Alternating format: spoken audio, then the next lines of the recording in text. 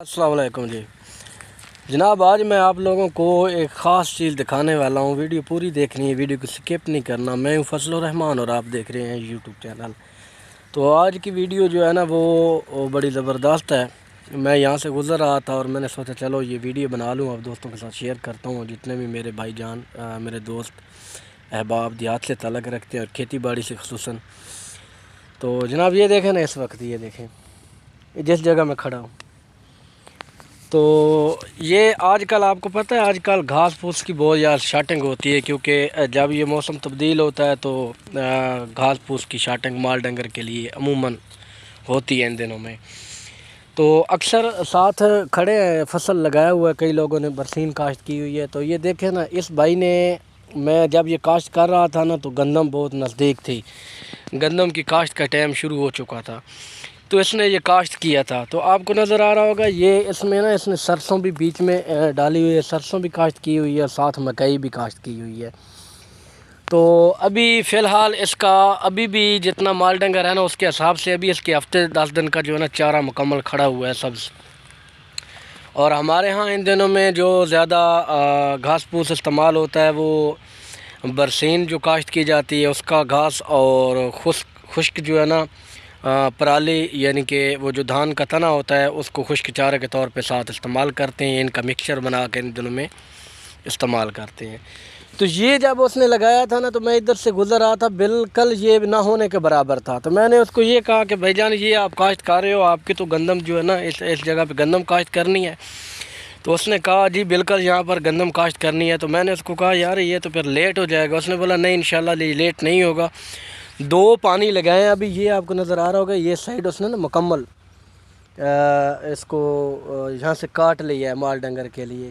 तो अभी ये साथ अभी जो बिजाई हुई है ये देखें, साथ अभी काश्त हुई है ये वाली, ये 1-2 दिन पहले हुई है। तो अगर एक हफ़्ता और भी गुजर जाए ना तो ये जो फसल है ना, ये जो घास है ये इसका हो जाएगा पूरा। और इस वक्त ये आपको दूर नज़र आ रहा होगा इस तरफ ना, इतना घास नज़र नहीं आ रहा होगा, क्योंकि इन दिनों में घास की बहुत ज़्यादा शाटिंग होती है। जिन ज़िम्मेदार भाइयों ने माल डंगर रखा हुआ, क्योंकि हमारी तरफ लोगों का ज़्यादा रोज़गार जो है ना वो खेती बाड़ी है और माल डंगर है।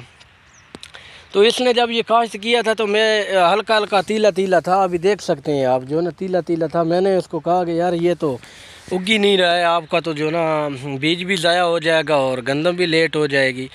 तो इसने 2 पानी लगाया, 3 पानी, वो साथ ही ट्यूबवेल लगा, उस ट्यूबवेल का पानी लगाया इसने। और ये अभी आप देख सकते हैं कि माशाल्लाह ये जो है ना सरसों अभी ये काट लेगा। इससे लोगों ने वो मैंने पिछली वीडियो में भी बताया था, लोग साग भी इस्तेमाल करते हैं, साग भी लोगों ने बनाया था।